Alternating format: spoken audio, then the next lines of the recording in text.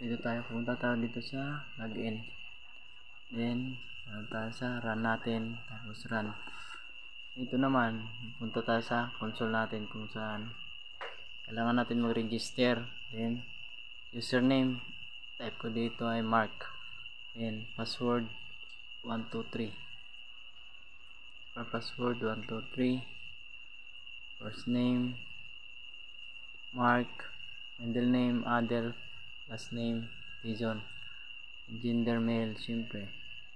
Tapos birthday natin 6/23/2004. Address sa Shinda.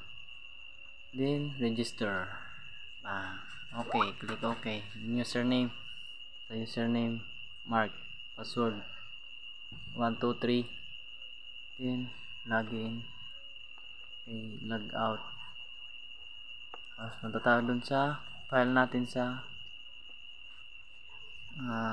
access.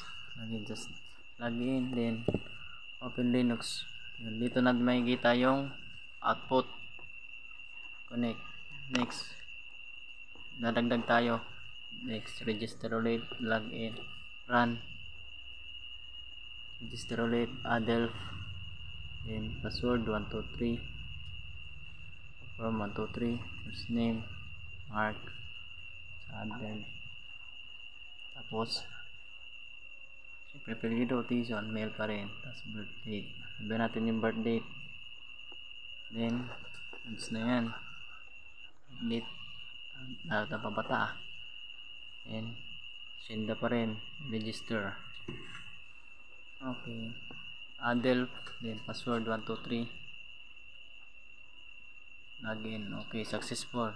Then makita doon, dito wala pa, home, tapos refresh, tapos X natin yun, tapos balik tayo ulit. Tapos makikita natin, pag pindot natin, nandyan na siya balik.